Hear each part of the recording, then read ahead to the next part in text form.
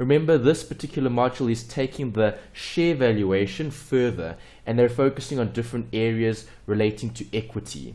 So we've got 3 questions here.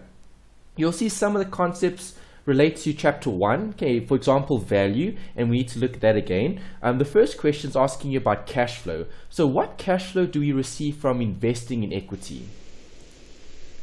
Interest? From equity? Dividends?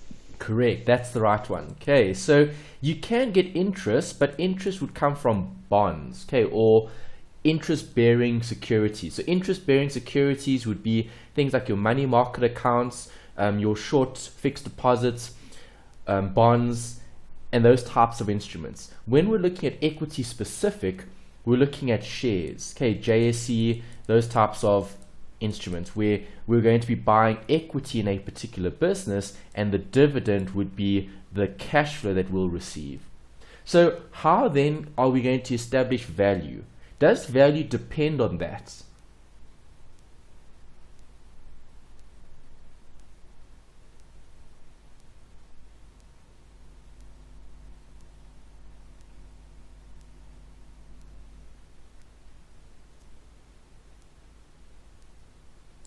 Yes. Okay, so when looking at equity asset valuation, we know the cash flow that we receive from the actual share is called a dividend. So the question that I was asking you here for the second part was, when looking at a dividend, does the dividend help us when looking at the value of the share? Is that something we would consider when valuing the share? Yes. Definitely. Okay, so how would we value the shares? Would we look at the dividends now or the dividends in the future? We look at it now. And Well, when are we trying to establish value? Value is always where? At the beginning or at the end? at the end. At the beginning. Oh, Okay, yes. PV, present value. Right, so I can't see the slides. Do you have it? Up? alright, so present value is right at the beginning when we're starting in terms of the value. We're trying to create a measure of value for that particular asset, being shares, and we're going to be taking all the future dividends and we'll discount them back to today. Okay, so the focus is on the present value. Okay, at time 0, you'll have an end, you'll have a timeline, you'll have different years, you might have different dividends in terms of expectation. The dividends could grow or the dividends could stay the same, but it'll always be based on the future, and we're looking at things today. Okay, what is it currently worth now? Because remember, I have to make the decision today, and the decision is going to give rise to future cash flows in the future. So we're trying to establish how much are you willing to pay for that asset. I'm looking at shares, I'm looking at value. When determining value for shares, we need to look at dividends. Okay, so when focusing on dividends, I'm going to be looking at time 0, and I'm going to be looking at all the dividends that arise during that particular period, from time 0 onwards. Any future dividend that I have, I'm going to be discounting those dividends back in time in order to establish present value, which is the PV. So when determining the factors, what factors could we consider that will affect the dividends? Well, size is an important factor. The bigger the company, the more likely they are to pay a dividend. We could also look at assets, okay, or liabilities. Right, so what's the net worth of the actual business? Companies that have a greater net worth, or let's say equity, will be more inclined to pay dividends. What about the cash flow? Also something to consider. Companies with a positive cash flow are more inclined to pay a dividend than companies with a negative cash flow. So depending on what the cash flow is for a particular business will determine how much dividends they're going to pay. There's a lot of factors to consider, maybe even the economy, so something external.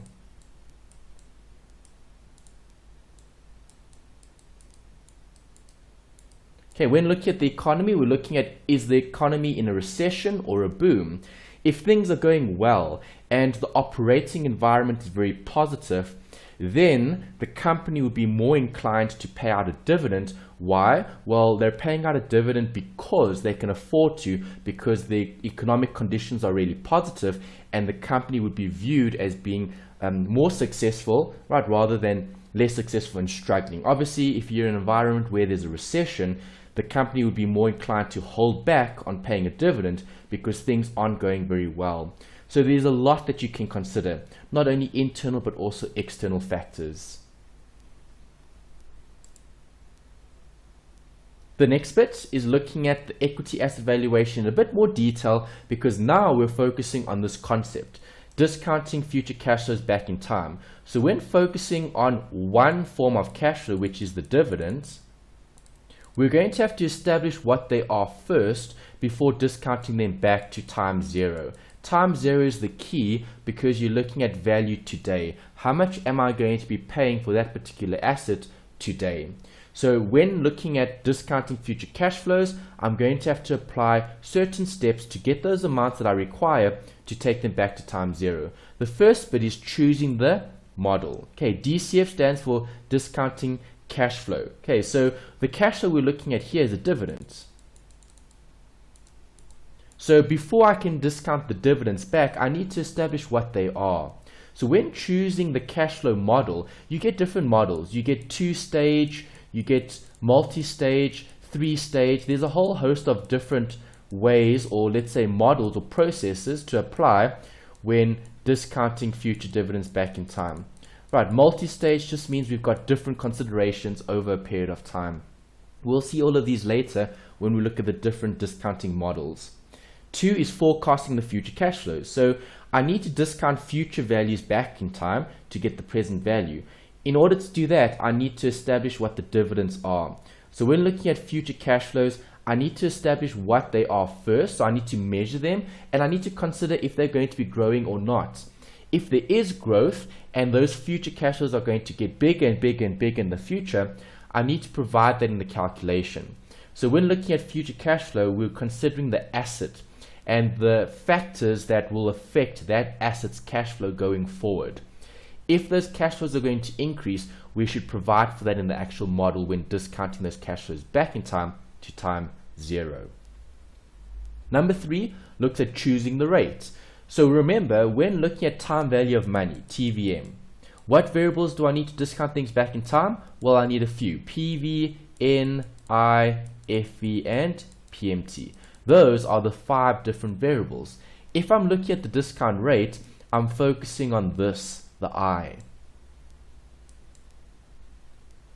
I is the discount rate, and that's the rate applicable to this particular scenario where I'm going to be taking amount and I'm going to be discounting it back in time. Remember, the goal is to establish what the present value is. So when doing questions and you're applying time value of money, when looking at discounting future cash flows back in time, I need to look for all the other variables. I'm going to look for N, I'm going to look for I, I'm going to look for FE, and I'm going to look for the PMT, the payment. The payment is applicable for an annuity, so maybe just to highlight that. And what is an annuity? Well, just to recap some basics, an annuity is a regular amount that doesn't change, that will be constant over a period of time. So when looking at any valuation, you need to consider the future values of all of those different amounts, i.e. the dividends, okay, or even the future selling price. And all of those figures are going to have to be discounted back in time to establish what the actual asset is worth. The last bit is looking at the rates, okay, in terms of the premium. Is there going to be a premium? Yes or no? If there is a premium, that's going to change the discount rate because I'm going to be incorporating risk as a way to provide for it in the actual rate. So estimating a discount rate and choosing the discount rate go hand in hand. Okay, what am I going to be using to discount everything back in time? Will I be using CAPM in terms of the required return? Will I be using the risk-free only? Or maybe I'll be using a rate that will provide for risk as part of the calculation. Okay, where it's like adjusting the rate for risk, for external factors, to try and make the model more accurate. Okay, those are refinements that you could maybe look at. In FIN, okay, FIN 3701, you would have looked at that more in detail because we looked at costing there. Okay, so providing for a cost when discounting future cash flows back in time. Here, we're focusing on the return on investment, which is what we're trying to do, maximize return based on what we've invested, because the focus is looking at investment management. So establishing or estimating the discount rate is key, because we need to know what do we expect as a return from that particular asset that we're investing in. So now we're starting the new chapter. Chapter number 3 is very, very specific to the dividend discounting. So here's your first measure of valuation that you could apply when determining share or equity valuation. That's something to consider. So when I'm looking at dividend discounting, I need to establish what the share price is. And that's why I'm applying this time value of money practically in order to make an investment decision. So the investment decision is always going to be two things, either buying or selling. Okay, you're either going to choose to buy more shares or you're going to choose to sell the shares that you own. Depending on what the situation looks like, we'll decide on which are we going to be considering in terms of overbought or oversold. If something is oversold, we'll look at that as an opportunity to buy. If something is overbought, you'd be looking at that as an opportunity to sell. Okay, because remember, people buy when the market is people buy a lot. Okay, when there's greed in the market, and if there's greed in the market, that's going to increase the price of those shares.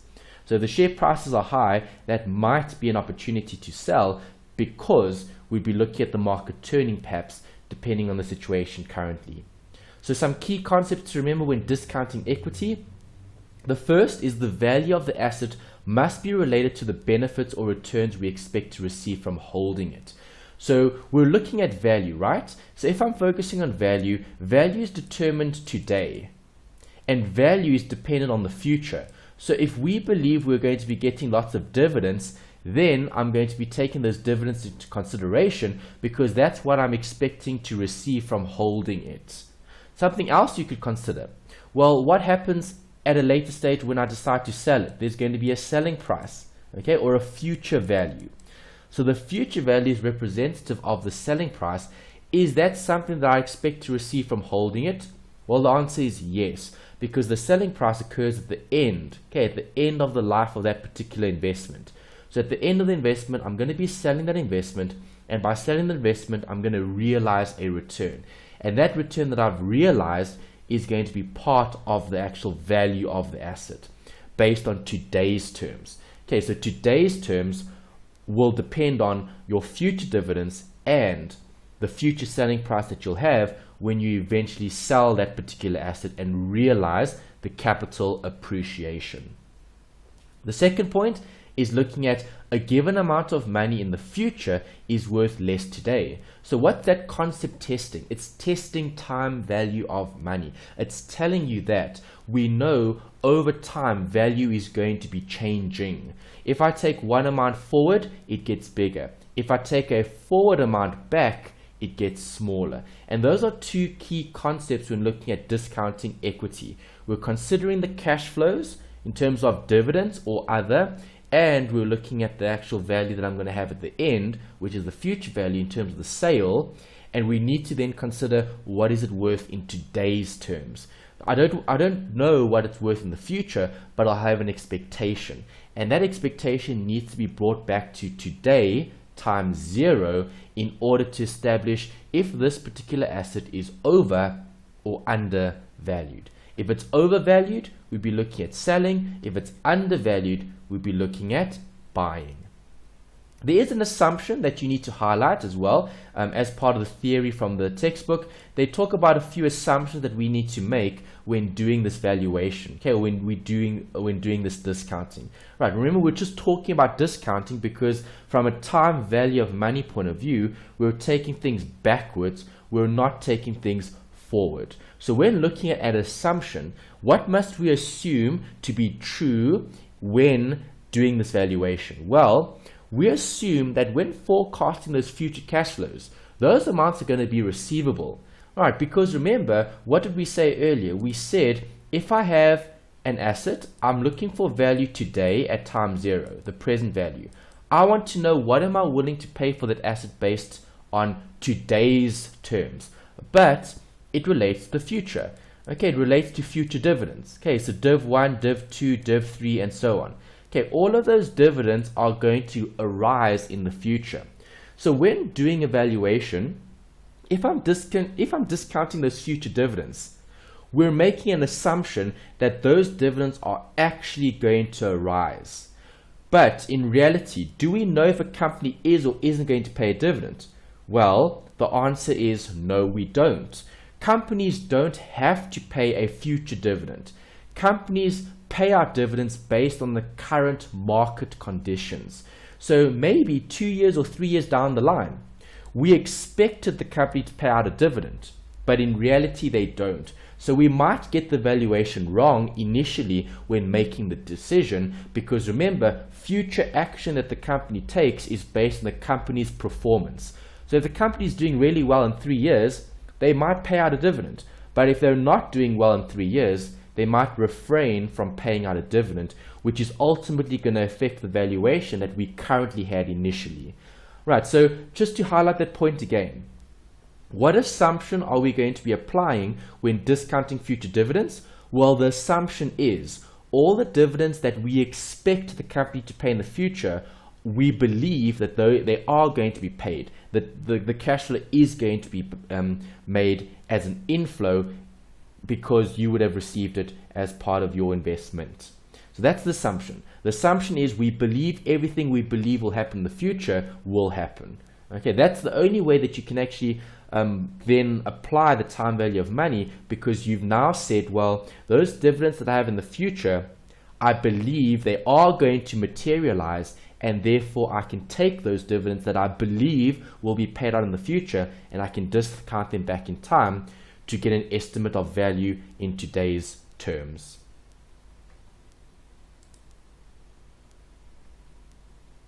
Okay guys, so the next bit that I need to focus on here is looking at your basics. So do you guys know what time value of money entails?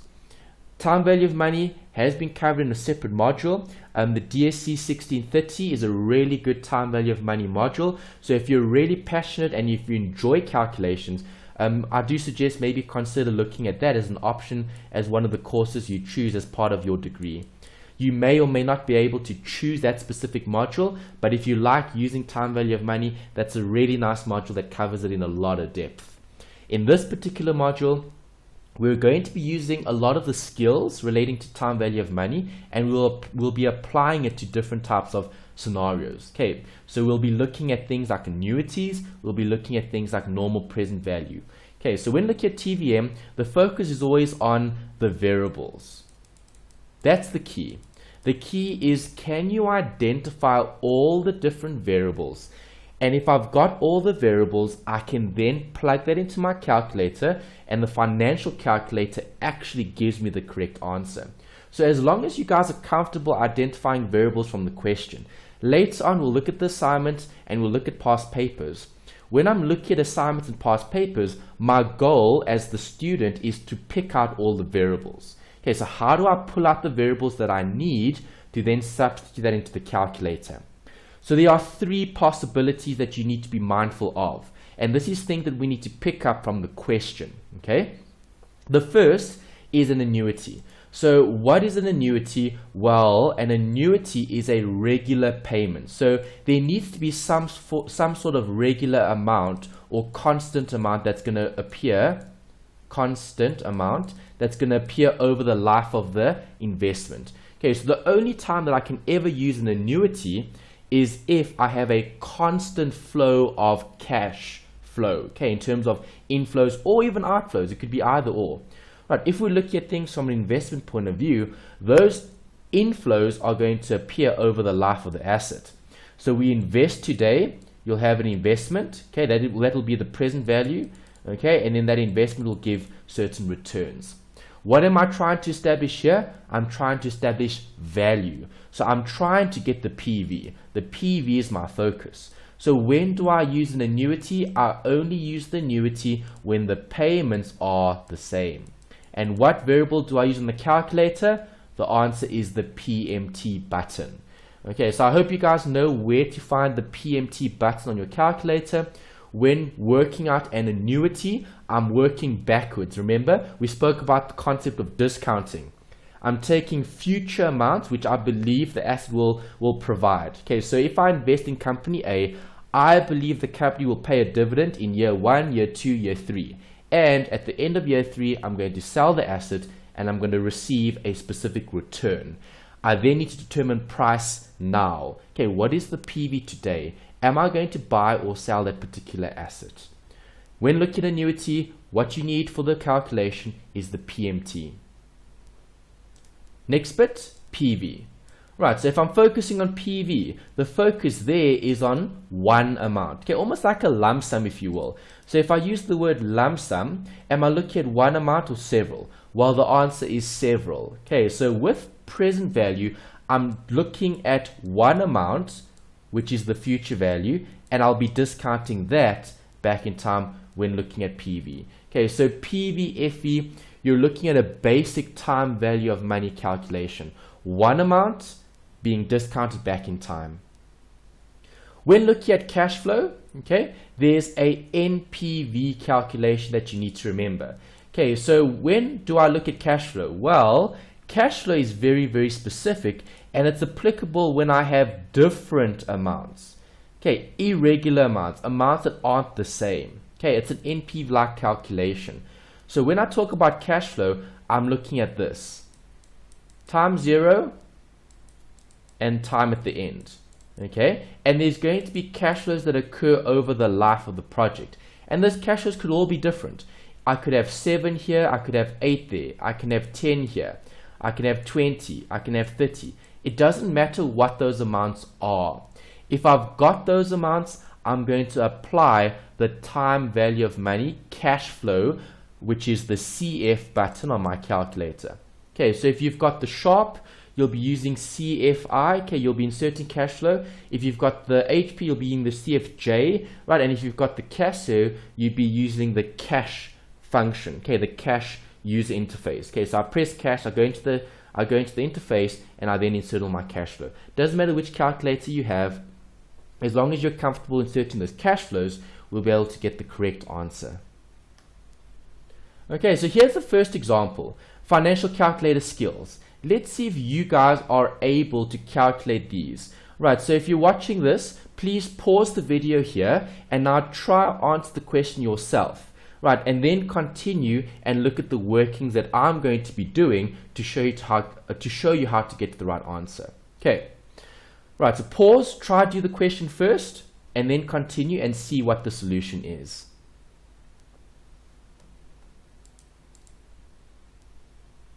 Alright, so I'm hoping you guys had a look at that. When calculating present value, future value for this particular example, remember I need to focus on what is being asked. So the question says we consider cash flow from asset A to be 100 per year. Is that important? Yes, because it's per year, meaning every year I'm receiving 100, and how long are we looking at? For the next 2 years.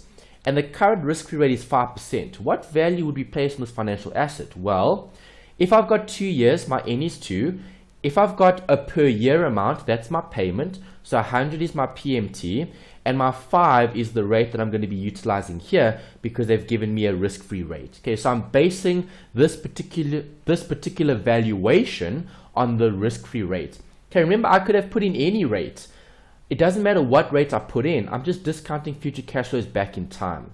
In this particular example, I'm discounting according to the risk-free rate. And if I discount according to the risk-free rate, I'm going to determine value based on the risk-free amount. So N is 2, your payment is 100, and if you calculate the present value in your calculator after having inserted a rate of 5%, your calculator is going to give a PV of 185,94. Okay, so 185,94 gives me a number that represents the value of this asset. So if I interpret what I calculated, I know this asset's going to give me 100 Rand in 2 years, okay, and I know what the current risk-free is. In today's terms, what is this asset worth? Well, 185.94. All right, so what is this? This is my valuation. This is what I believe something to be worth. Now, what do I do with this? Well, now I go to the JSE, okay, and now I look at the JSE's price, and I see what the price is. So if I had to buy asset A, what would the price be worth? Let's assume the price is 170. Okay, so based on our valuation, okay, we value this asset as being 185.94 because we expect 100 Rand in the next 2 years, and we know the current risk-free rate is 5%. So looking at the JSE, what is the price currently? 170. Would you buy or sell this particular asset? Well, let's think about this. I can go to the JSE and I can buy something worth 185 for 170. Am I going to buy this particular asset? Of course. Okay, this asset is viewed as being undervalued because you can buy the asset at less than what it actually is worth. Let's try this one, guys. So now consider the cash flow from asset A to be 100 Rand for the next 2 years, but you're not using the risk-free return, you're using cap M, 15%. So what am I going to do? Well, I'm going to do the exact same calculation I did before. The only thing different is the rate. I'm going to insert 15% instead of 5 because the 5 was the risk-free. Do you guys think the rate will go, not the rate, do you guys think the present value or the value will go up or down? Well, let's think about the theory. If I'm looking at time value of money, if I make the I bigger, it's going to make the answer smaller. Right, so if you type all of that into your calculator, right, again, do it before you check the answer as practice and see if you get the same answer as me. Okay, you should be getting 162,57 as the valuation. Okay, so what do you notice? Well, I've noticed that my valuation has dropped when my cap M rate was used rather than my risk-free rate. Well, let's think about what's happening. Well, we spoke about cap M before. We know cap M is what? It's a measure of risk. So if I'm including risk in this calculation, I'm going to be using cap M because cap M provides for beta in the calculation to get the required return. Right, this 15% RR required return would have come from your cap M equation, which you know is the risk-free plus the beta times the market return minus the risk-free, close brackets. Okay, so your risk-free return, taking risk into consideration, which is beta, and the market return as well, gives you a required return. And that required return tells me how risky the asset is as an asset. So if this asset is very risky, the cap M required return should be greater based on the level of risk this particular asset has as part of its industry, perhaps, okay, or sector. Right, asset A might be in the mining sector. Right, so if asset A is in the mining sector, we know mining companies are struggling quite a bit currently as it stands because the price of those commodities are very low. So the gold price is quite depressed, platinum prices are quite depressed, a lot of other commodities are depressed. Okay, and when things are depressed, okay, there's a lot of additional risk, and mining companies then would be seen as maybe not the best sector to invest in. Right, so what do I notice? Just to summarize, I notice value has dropped. Okay, what value? It's our estimate of value. We believe the asset to be worth 162 in this scenario. Let's try another example. Okay, so let's look at this one. Asset A now has 1,000 Rand at the end of 5 years. Okay, so am I using an annuity? The answer you should be thinking about is no, we are not using an annuity because there's no regular amount over a period of time. It's one amount when at the end of 5 years. Right, so if it's at the end of 5 years, you're identifying that as your future value. So on your calculator, you'd be using the future value, okay, the FV. The number of years here are 5. Okay, the rate here is 30%, and my future value is 1,000. Okay, so I'm discounting all of that back to times 0. I get an answer of 269,32. Okay, that's the answer here in terms of the present value. Right, so again, let's understand what we're calculating. What did I just calculate? I calculated the perceived value based on my expectation. My expectation was I'm going to be able to sell this asset at the end of 5 years at 1,000 Rand. Okay, what is my current valuation then? Well, my current valuation is 269.32.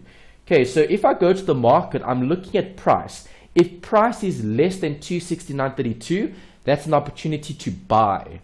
If price is greater than 269.32, that's overvalued. I'm not going to buy. If I hold that asset, I'll be looking at selling. Okay, so with theory, right, theory is important because we're looking at the valuation. Okay, and our valuation is going to be based on what? Well, it's based on your assumptions in terms of what the future cash flows are going to be. So when we focus on cash flow or capital appreciation, theory says I need to look at both. Okay, so when looking at an asset's value, right, the value that I have today is going to be based on the future cash flows, okay, discounted back in time, and the future capital appreciation that's going to be broken down back in time. Okay, broken up and taken back in time. Appreciation. Okay, so when looking at value, I'm discounting two things. The future cash flows in the form of a dividend and the future selling price in the form of capital appreciation. Okay guys, so now let's look at an example where we're going to be combining these two things together. Okay, so let's consider asset A, right, to be 1,000 at the end of 5 years, and there are regular dividend payments of 100 per year expected every year.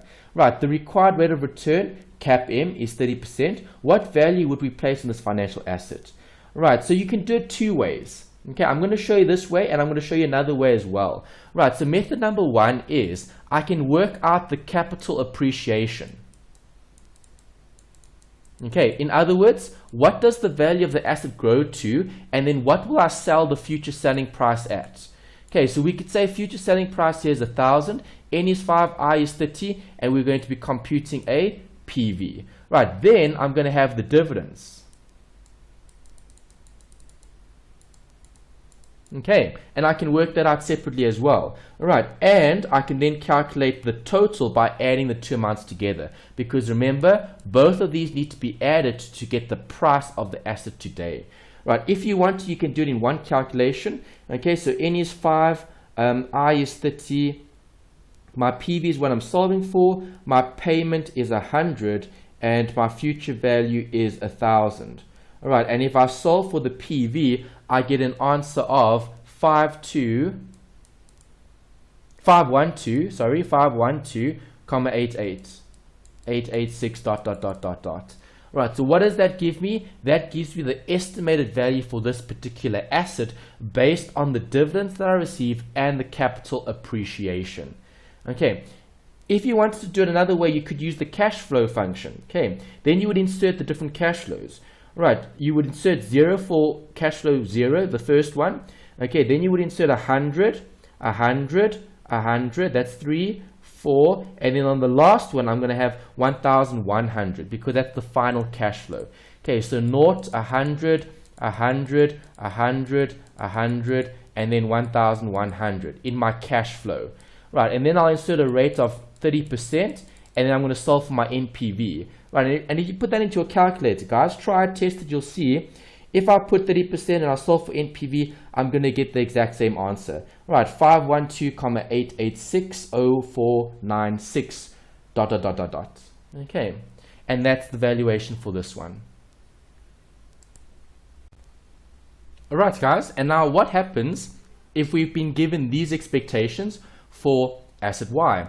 Well, if you look at asset Y, we expect to receive cash flows as follows: 100 in year 1, 150 in year 2, and 200 in year 3. Right, so we need to draw that. Okay, so we're obviously working out what? Price, PV. Okay, 100 in the first year, 150 in the second, and 200 in the third. Right, looking at this, are all those amounts the same? No, they're all different. So we need to take all those amounts back in time to times 0 to work out the current price.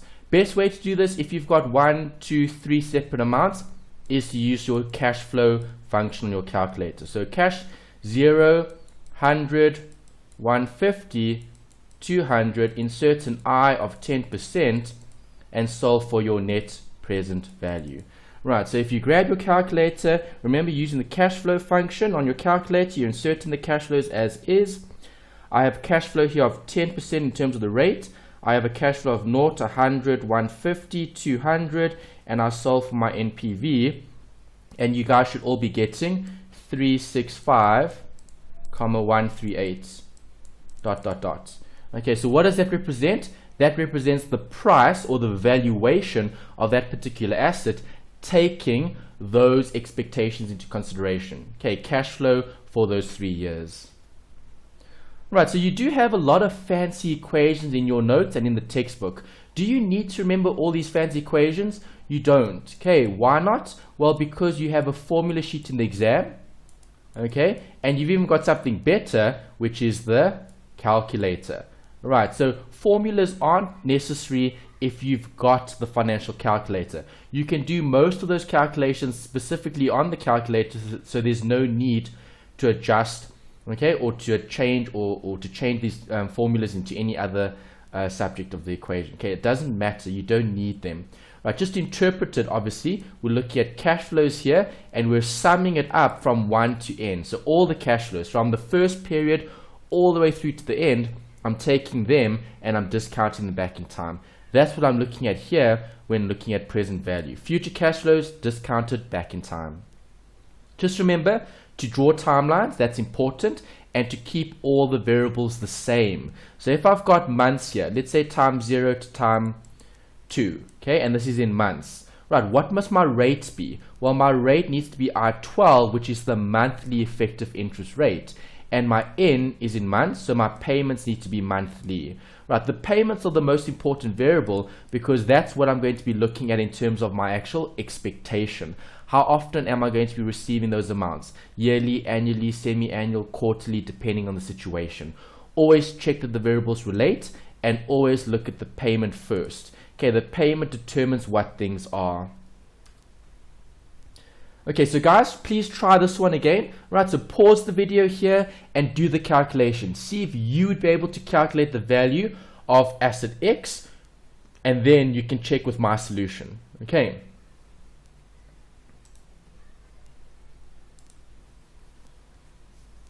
So guys, I hope you've had a chance to do the calculation. If I do it now with you, consider the cash flow from asset X to be 200 per month.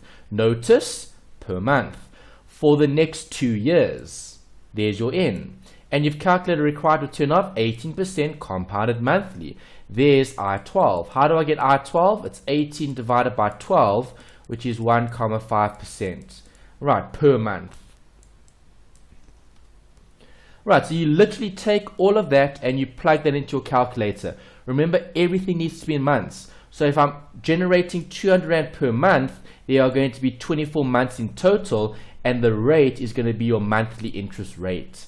If you compute your PV, remember, use your financial calculator, go to your compound interest for your function, type in the 24 months, write the rate of 18 divided by 12, which is 1.5, and your payment of 200. If you solve for your PV, you get an answer of 4006,0810 ...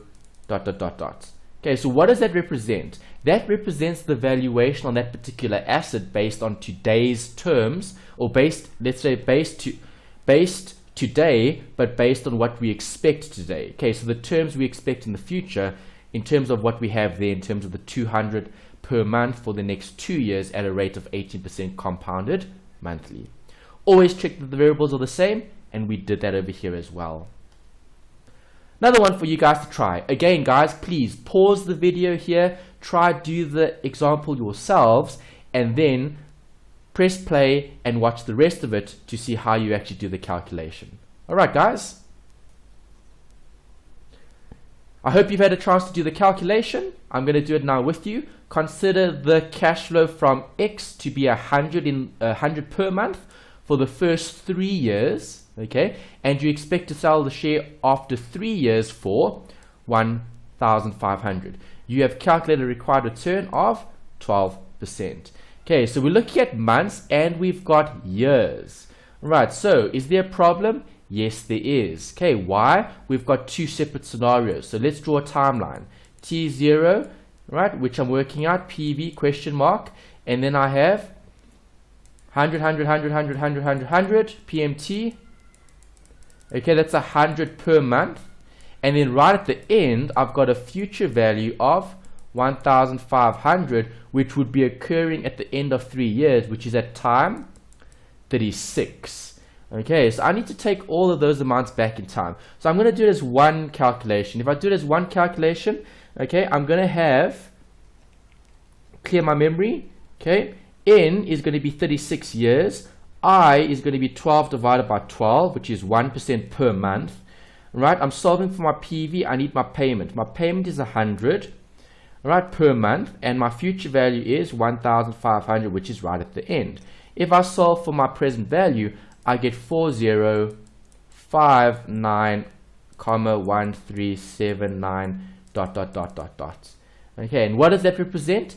That represents value today. Okay, so I've shown that over here as a working for you guys. Right, you can do it separately. We saw this earlier. You can discount the dividends, okay, the proceeds, what you get, and you can discount the future value.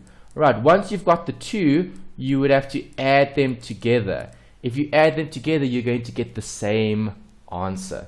Right, so always remember to keep everything the same. Variables need to be the same. Right, you have to convert your years to months because this was 100 Rand per month. Another example, guys. Again, you need to draw timelines. Timelines are important, especially for more difficult calculations. So I'm going to take the information I have here and I'm going to put that on the timeline. Given the following expectations, consider the cash flow from asset X to be 0 for the first 2 years. Okay, so T0, T1, T2, T3, 4, 5. Cash flow for the first 2 years, 0, and 500 per year for the next 3. You have calculated required return of CAPM 20% per annum. What is the value of the asset today? Right, so I need to now look at this first. So do you agree there's an annuity? Alright, so the annuity needs to be calculated here. Present value of the annuity. And once I've got this, I can then take that back to time 0. Right, so step number 1 is to get the present value of the annuity, which if I work out 3 periods, 3 months, okay, 20% per month, payment of 500 gives me a present value of 1053,240741. Right, now I take that figure and I discount that back in time to time 0. What is the PV there? Alright, so the answer from the first step becomes the future value, which is now going to be discounted back in time further. Right, so if I take that amount and I move that to my future value, okay, and I'm solving for it, come on, let's solve, naught there. How many years? 2 years, 20%, solve for PV, and I get 731,4178111 ... Right, so that's the present value. So based on our expectation, based on what the asset is and what it's worth for in terms of for buying or purchasing, you'd believe the asset has value of 731,4178111 ... Alright, so you can see what I've done there just to show you the workings in a nice, easy to understand fashion. Okay, first step is the annuity, present value of the annuity. The present value of your annuity then becomes the future value, which you then discount back in time to give you the final answer of the 731,4171. Okay, guys, another example complete. Okay, just a little bit of theory here, just to consider this whole idea of dividend discounting. You know there are going to be a stream of cash flows to consider. And remember, cash flows are called dividends when looking at share valuation, okay, or equity valuation. Something to consider here in terms of theory is what drives dividends. Early on, we spoke about a few different examples. For example, the economy. If we're in a recession, are we going to be inclined to pay a dividend?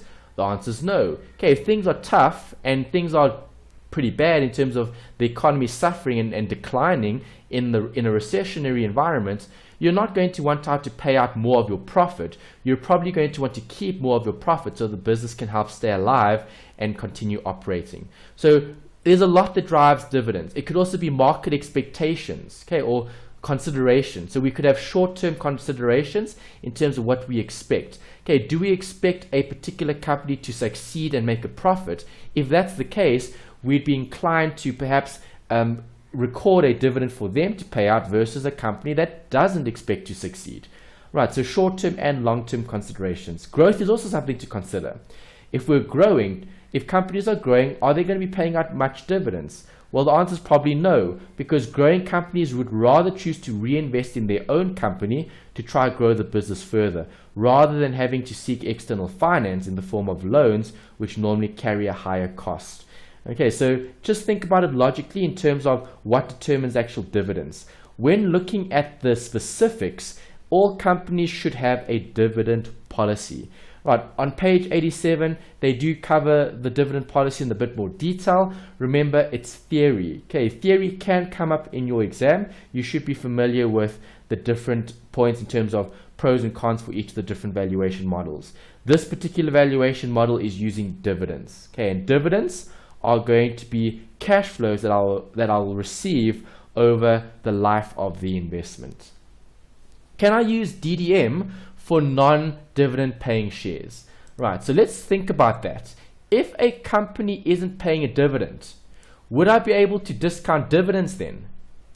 Well, the answer is no. I can't discount dividends if they don't exist. So if I'm using dividend discounting, do you agree, if I've got future amounts of 0 and I discount 0 back in time, it's still going to be 0. Okay, no value in the future, so no value today either. Right, so when looking at dividend discounting, can I look at dividend discounting for non-dividend paying shares? The answer is no. Okay, practically, it doesn't make any sense. Right, theoretically, you could use it, but then you'd be discounting zeros back in time because there aren't any dividends. Okay, so you could use it. You could use the theoretical approach, but it doesn't make any sense because practically this company isn't deriving any benefit over the period. Right. So what methods are we going to use to help with that? We're going to be using free cash flow and residual income. Don't worry about those now. They come up in separate sections. Okay, you guys will be covering the free cash flow valuation and you'll be covering the residual income at a later stage. It's a separate chapter in your books covering those types of valuation models. So when I don't have dividends available and they can't be measured, let's say reliably, and I'm requiring to work out value, you're going to have to consider maybe competitors, or in this case, you're going to have to be considering free cash flow or your residual income. So in other words, how much is left over for those providers of capital, or what is available for those providers of capital. Okay, that's free cash and residual income. Don't stress too much about that now. As I said, we will look at it in a lot more detail later along the line. Okay.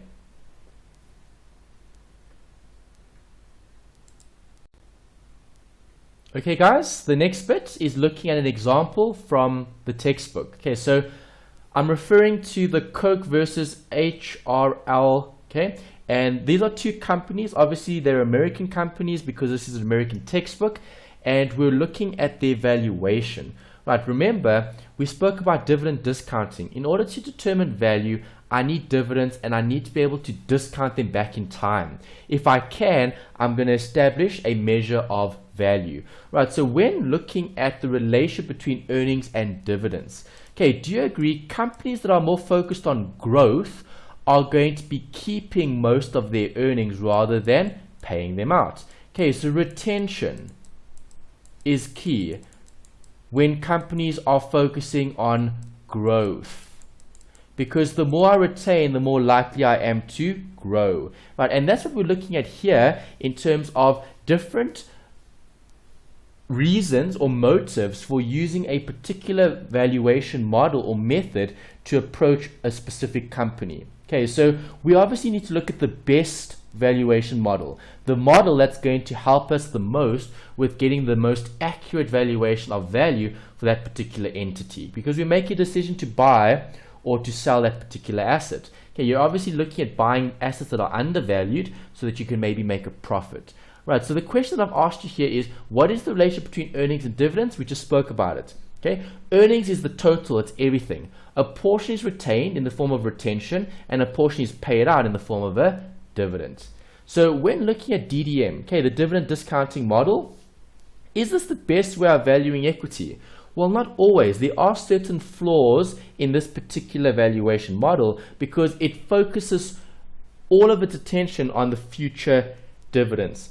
So for companies that choose to not pay out a dividend, okay, those companies are going to be disadvantaged because they would be retaining more of their profit. So if I'm retaining more of our profit, does that mean the company is less valuable to a company that chooses to pay out more profit?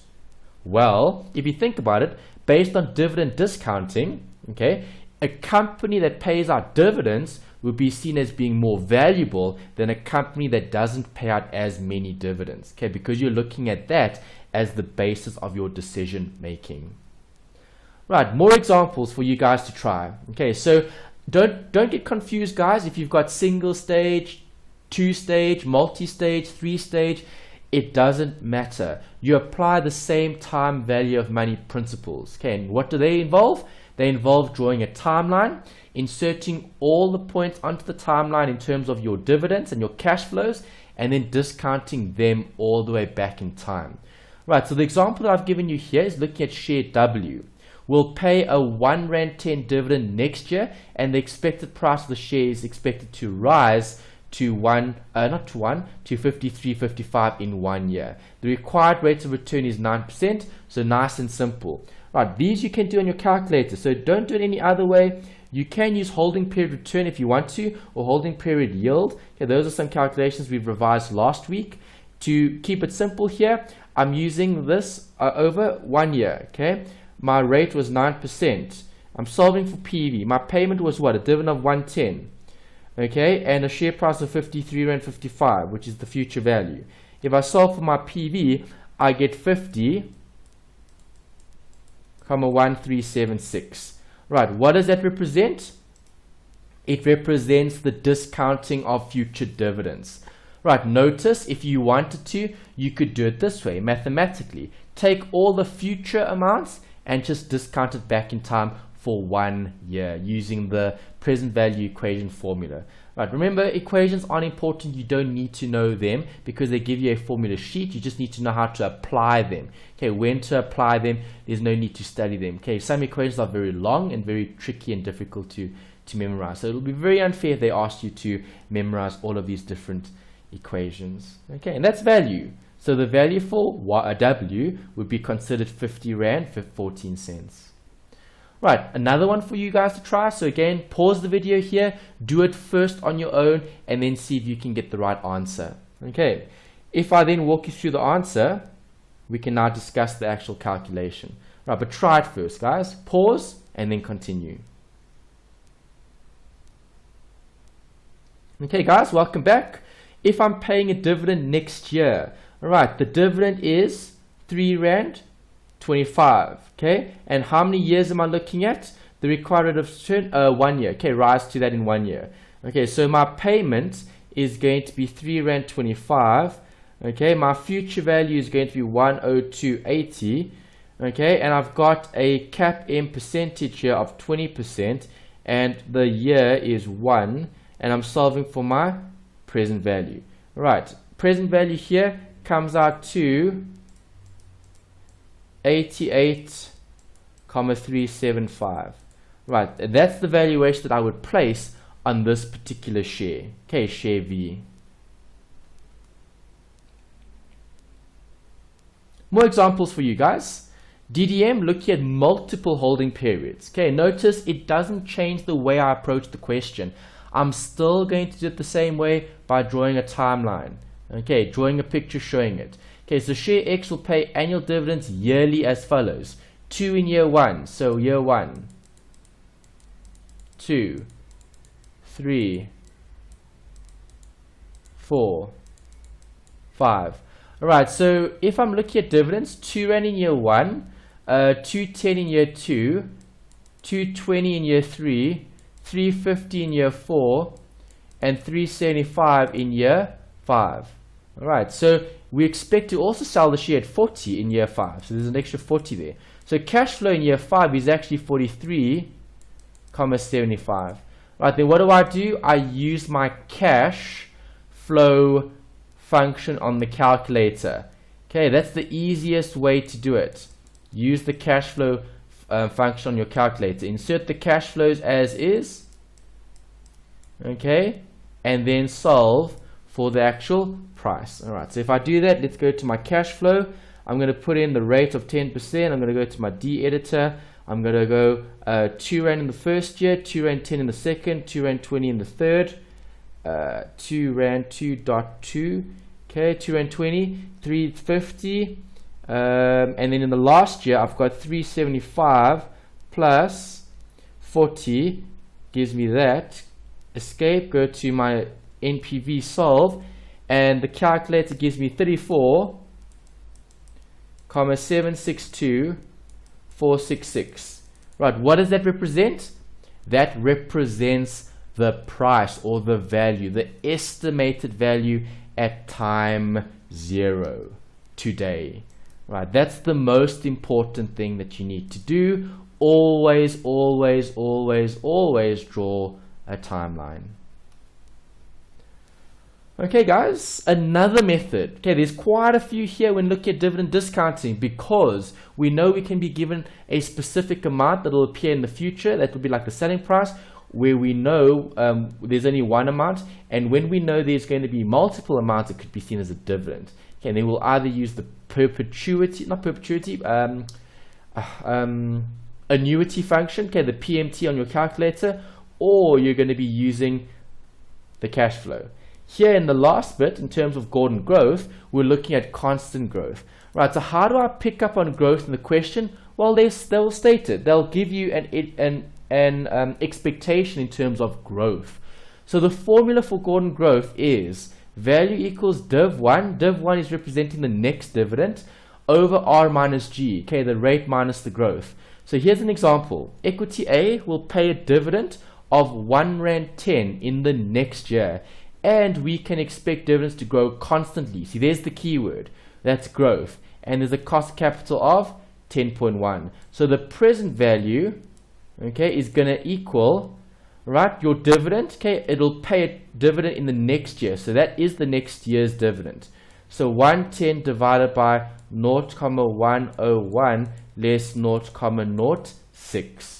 Right, and if I type that into my calculator, use a normal scientific here if you prefer. Right, I'm going to use my financial 1.1 divided by open brackets 0.101 less 0.06 close bracket gives me an answer of 26,8292 ... Right, and what does it represent? It represents value based on a dividend that grows constantly. Another example, again, for you guys to practice, so please pause the video here. Take a few minutes to do the video, to do the calculation first, and then press play and resume the video. Okay guys, I'm back. I'm going to quickly record the actual working for you. Right, so equity for A, right, pays the dividend of 3 Rand 50 in the next year. See, that's important because that's div 1. Right, and we expect dividends to grow constantly at 4%. That's your G. And the required return is 15%. Okay, so PV equals, right, the dividend over the R minus the G. Okay, minus the 4%. Alright, so if I work that on my calculator, 3.5 divided by open brackets, 0.15 minus 0.04, close brackets equals, I get 31,818181. Okay, and what does that represent? It represents the price, okay, the value of the equity, the perceived value of equity based on your expectation. More examples for you. Please try to do this again before continuing the video to see the calculations answer. Alright guys, I'm back. I'm going to give you the working now. So when looking at this calculation, we're going to substitute everything into our calculator. Remember, PV is equal to the dividend. Remember, this must be the next year, so div 1. Then you've got growth. Okay, we can expect dividends to decline constantly at 2%. So decline constantly meaning it's actually negative. So what would I have here? 5, 5 all over 0.12. Okay, minus brackets minus 0.02. Okay, equals. Right, and let's see what we get.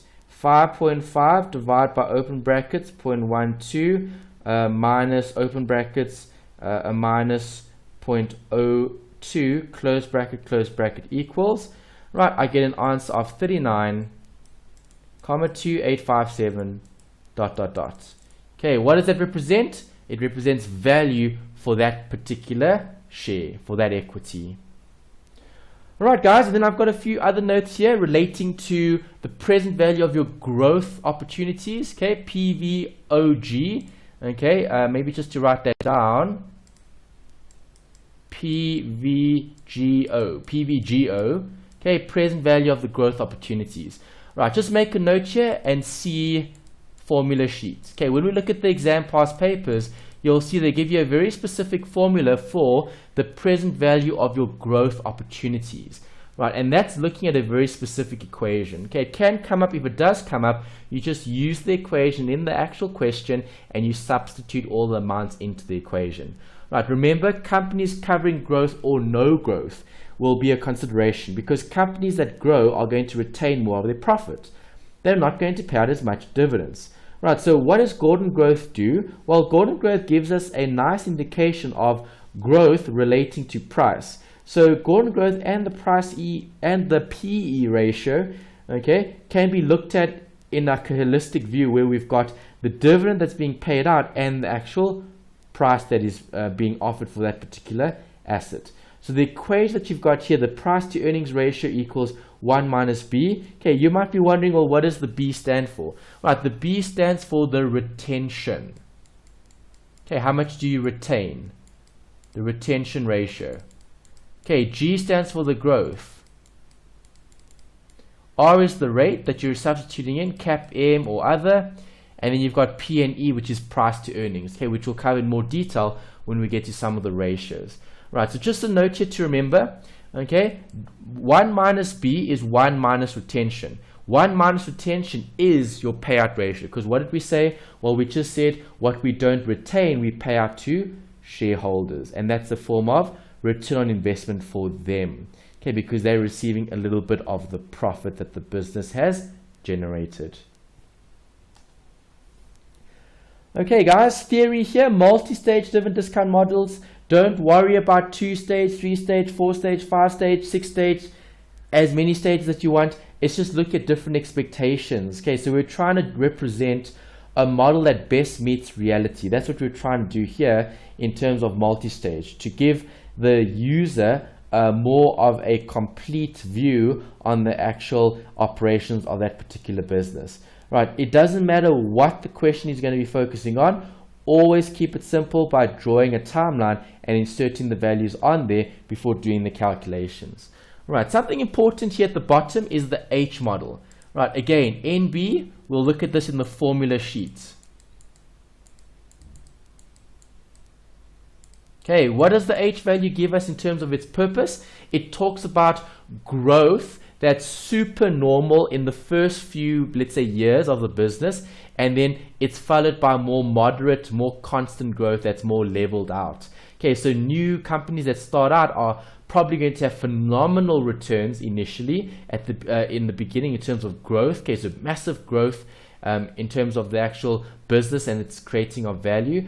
But if we're talking about the H model, you're providing for that in your actual working to get a more accurate valuation of the value.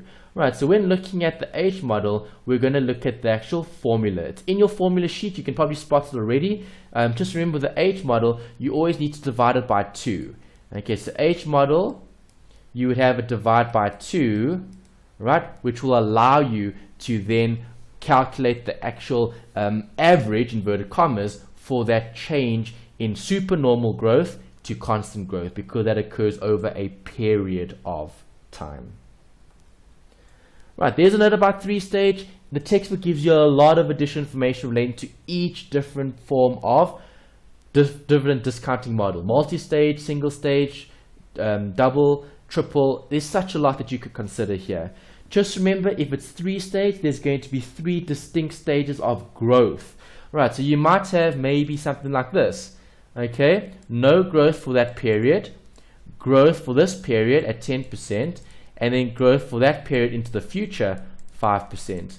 All right, how many stages do we have there? 3 stages, because the growth, the expectation is changing. And that's why we're creating these models. Okay, models are equations to generate more accuracy, okay, when determining value for specific assets, namely equity in this particular example.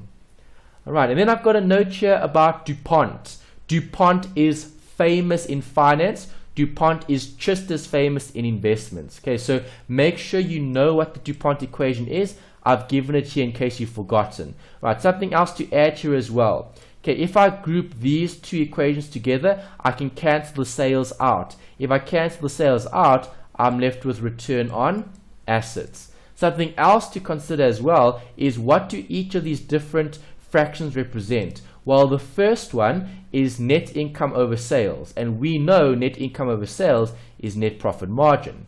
You should also know that sales over total assets is the total asset turnover, and you should know that asset and equity would be your financial leverage multiplier, right? Looking at the debt that you have in a particular business, or the extent in terms of how you're financing your company. Right, the DuPont is very popular. Okay, make sure you always remember DuPont and remember what the equation is. And what is DuPont?